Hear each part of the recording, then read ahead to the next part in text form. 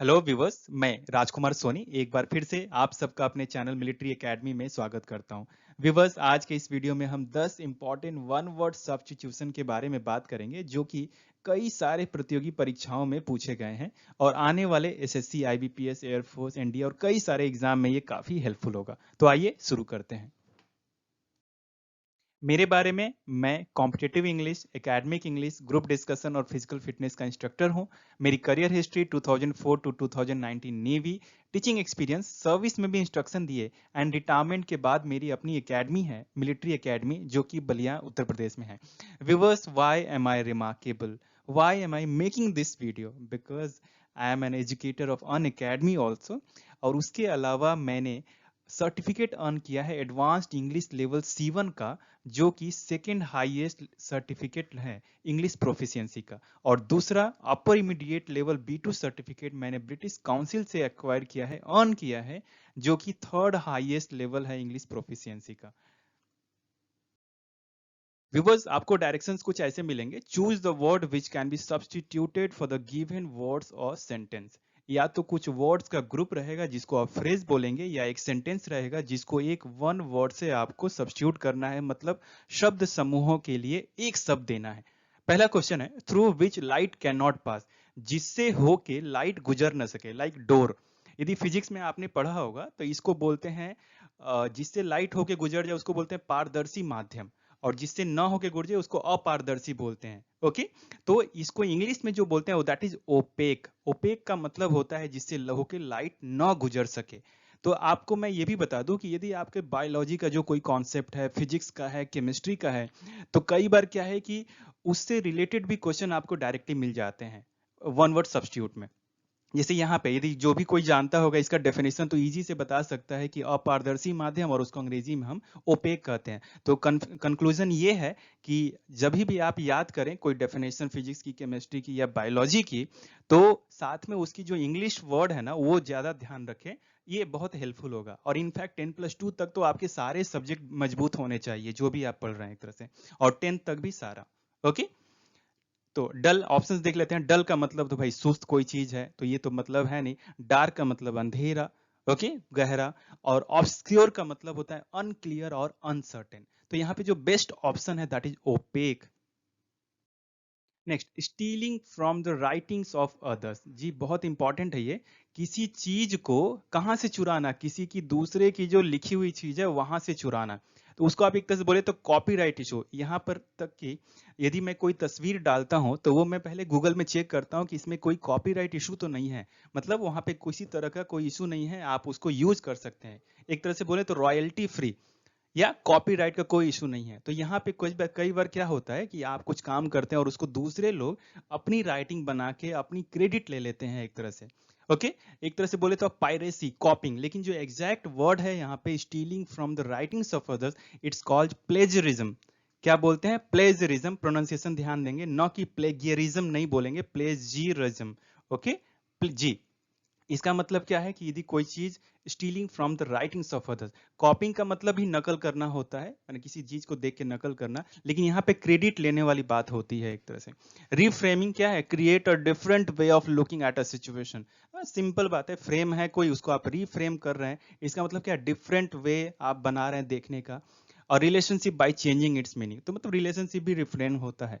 Reproducing, कोई चीज को प्रोड्यूस का मतलब उत्पन्न करना, और रिप्रोड्यूसिंग माने फिर से उत्पन्न करना। Okay, next, a short stay at a place. ये बहुत सिंपल है बट बहुत कंफ्यूजिंग भी है, और बहुत गलतियां होने के चांसेस है। नॉर्मली लोग इसको हाल्ट बोलते हैं, इंटरमिशन बोल सकते हैं, लेकिन viewers, a short stay at a place का मतलब होता है सजन। जी हाँ। क्यों? हाल्ट का मतलब क्या? टेम्पररी, आप रुक रहे हैं, रुक रहे हैं। और यहाँ क्या फिर क्या सेंस है? और शॉर्ट स्टे, थोड़े समय के लिए आप वहां पे रह रहे हैं। जैसे क्या है, ये शिप देखिए, ये मे भी यहाँ पे कुछ राशन के लिए यहाँ पे कोई पोर्ट को टच कर रहा है, तो उसको बोलेंगे सोजन। तो हाल्ट और इसमें डिफरेंस है। उसमें ये जो है एब्रप्टली जो रुकते हैं, अचानक कहीं हाल्ट कर दिया, तो उसको बोलते हैं टेम्पररी, ये भी अस्थायी रूप से होता है। ये दोनों बहुत क्लोज हैं। लेकिन यदि टेम्पररी स्टे है, sorry, a short stay at a place है, छोटा समय के लिए, कम समय के लिए, उसको सर्जन बोलेंगे। और हाल्ट का मतलब है टेम्पररी स्टॉप होता है। इंटरल्यूड का मतलब इंटरवल या कोई ब्रेक हो गया, और इंटरमिशन का मतलब भी ये इंटरवल या ब्रेक है। Next, design made by putting together coloured pieces of glass. यदि कोई ग्लास का या स्टोन का आप कलर वाली चीजें है ना, रंगीन पत्थरों को लेके, ग्लास के टुकड़ों को लेके आप कुछ चीजें बना रहे हैं, डिजाइन बना रहे हैं, जैसे ये तस्वीर है, यहाँ पे सब रंग बिरंगे, ये तो या तो स्टोन है या ग्लास है, कांच के टुकड़े हैं, तो इसको बोलते हैं मोजेक। ओके। ओलियोग्राफ क्या है? ओलियोग्राफ, ओलियोग्राफ का मतलब है द फॉर्म और figure assumed by a drop of oil when placed upon water और सम अदर लिक्विड। जब क्या करते हैं आप, वाटर, ये भी सब आर्ट का एक नाम है, जब वाटर या किसी और लिक्विड पे आप ऑयल ड्रॉप डाल के कुछ डिजाइन या फिगर बनाते हैं, उसको ओलिग्राफ बोलते हैं। इसको याद रखने के लिए आप सिंपल याद रखें, हो सकता है क्वेश्चन ऐसे भी आ सकता है, सेम चीजें, ओ फॉर ऑयल और ओ फॉर ओलीग्राफ। ओलियो मत बोलिएगा, oleograph. Okay, oleograph. So oil, O for oil, oleograph. तो ये डिजाइन हो जाएगा यदि आप किसी ड्रॉप ऑफ ऑयल से बनाते हैं, लिक्विड पे डाल के या वाटर पे डाल के। लेकिन जब आप पत्थरों से या कांच से बनाते हैं तो उसको मोजेक बोलते हैं। ट्रेसरी का मतलब क्या होता है? ट्रेसरी नॉर्मली ये सब windows etcetera are divided into sections of various proportions of stone bar. यदि आप एक विंडो देखें तो यहाँ पे तरह तरह की डिजाइनें बनी हुई देख रहे हैं, यहाँ पे तरह तरह के, इसको बोलते हैं ट्रेसरी। ये बेसिकली विंडोज पे एप्लीकेबल है। और रिलीफ का तो मतलब राहत होता है, तो ये तो है नहीं। Next, one who deserts his religion. Desert का मतलब आपने रेगिस्तान सुना होगा। डेजर्ट का मतलब वर्ब भी है, जिसका मतलब होता है छोड़ना। ये जो वह जो अपना धर्म छोड़ देता है, तो उसको क्या बोलते हैं? उसको बोलते हैं, न कि डेजर्टर मत बोलिएगा। डेजर्टर का मतलब होता है member of the arm forces who desert. जी हाँ, यदि कोई आर्म फोर्सेस, सशस्त्र सेना बल से छोड़ के चला जाता है, उसको बोलते हैं डेजर्टर। ओके। तो यहाँ पे आप कंफ्यूज नहीं होंगे। टर्न कोट क्या है? कोट को आप टर्न कर देंगे, इसका मतलब क्या है? Person who changes from one opinion to an opposite one. तो बहुत सिंपल है कि यदि कोई व्यक्ति अपना ओपिनियन बार बार चेंज करता है, या एक ओपिनियन से दूसरे पे, तो उसको टर्न कोट बोलेंगे। याद रखने के लिए, यदि मैं ऐसे कोट पहना हूँ, ब्लैक एंड व्हाइट है, बाद में मैंने अपना कोट व्हाइट एंड ब्लैक कर दिया, टर्न कर दिया, मतलब भाई मैं पोजीशन बार बार चेंज कर रहा हूँ, तो इसको आप ऐसे याद रख सकते हैं। फैनेटिक, फैनेटिक क्या है? Person filled with excessive zeal specially for an extreme religious और पॉलिटिकल कॉज। यदि कोई पर्सन जो है, बहुत अंदर उसके अंदर उत्साह है ना, बहुत कट्टर टाइप है, किसके लिए? रिलीजियस बिलीफ को लेके या पॉलिटिकल इशू को लेके, जिसको सिंपल में आप कट्टर बोलेंगे, that is fanatic. Apostate is correct option here, जिसका मतलब क्या है कि जो अपना धर्म छोड़ देता है। जस्ट आपकी जानकारी के लिए, कई सारे मुस्लिम कंट्रीज में, इनफैक्ट क्रिश्चियन कंट्रीज में भी, आप जब अपना धर्म छोड़ देते हैं तो वहां पे डेथ पेनल्टी भी है, like Afghanistan, Brunei, Mauritania, Qatar, Saudi Arabia, Sudan, UAE etcetera. Just for information. Next, one who uses fear as a weapon of power. यदि आप ध्यान दें ऑप्शंस पे, तो टेररिस्ट, मिलिटेंट एक जैसे लगते हैं, ये तो ठीक है, दोनों नहीं है। तो यहाँ पे आप ध्यान ये देंगे, मैं आपको एक टिप्स बताता हूँ। One who uses fear as a weapon of power, जो क्या करता है, अपनी ताकत के लिए कहाँ पे? फियर पे बिलीव करता है, कि भाई लोगों के अंदर डर पैदा कर दो, और वही उसका ताकत है, ताकि लोग सिर उठाए ही नहीं, उनकी बातों को मान ले। विवर्स, उसको आप टेररिस्ट बोलते हैं, न कि मिलिटेंट। और याद रखने के लिए, क्योंकि फियर की बात है, तो फियर का मतलब क्या है? टेरर है। ओके। तो आप ऐसे याद कर सकते हैं कि जो फियर क्रिएट करके पावर को अपना अडॉप्ट करता है, पावर लेता है, उसको टेररिस्ट बोलेंगे। मिलिटेंट क्या है? मिलिटेंट बेसिकली ये भी वायलेंट मेथड पे बिलीव करते हैं, लेकिन इनका जो पर्पज है क्या है? वो सपोर्ट ऑफ अ पॉलिटिकल और सोशल कॉज। कोई पॉलिटिकल मोटिव हो सकता है, सोशल मोटिव हो सकता है। ओके। एक्सट्रीमिस्ट क्या है? Extremist, person who holds extreme, नाम से ही क्लियर है, यहाँ पर एक्सट्रीम से ही एक्सट्रीमिस्ट बना है। एक्सट्रीम माने सबसे ऊंचा टाइप का, माने अति, एक तरह से बोले तो अत्यधिक। तो वो क्या है? वो बिलीव करता है कोई पॉलिटिकल और रिलीजियस व्यूज में, एकदम अतिवादी, जिसको आप बोलते हैं। अनार्किस्ट बहुत फेमस वर्ड था। जब आम आदमी पार्टी दिल्ली में सरकार बनी थी, तो बोला जा रहा था केजरीवाल सरकार एक अराजकता, अनार्किस्ट हो रहा है। तो ये क्या है? Anarchist basically a person who brings political and social disorder due to the absence of government control. एक पर्सन जो क्या करता है? पॉलिटिकल एंड सोशल डिसऑर्डर, जी हाँ, तरह-तरह की वो जो सिस्टम है उसको बिगाड़ना बेसिकली, क्योंकि अब्सेंस ऑफ गवर्नमेंट कंट्रोल नहीं है तो वहाँ पे आप अराजकता फैला रहे हैं, उसको अनार्किस्ट बोलते हैं। मतलब पॉलिटिकल डिस्टर्बेंस और सोशल डिस्टर्बेंस लेके आ रहे हैं। तो टेररिस्ट यहाँ पे करेक्ट ऑप्शन है।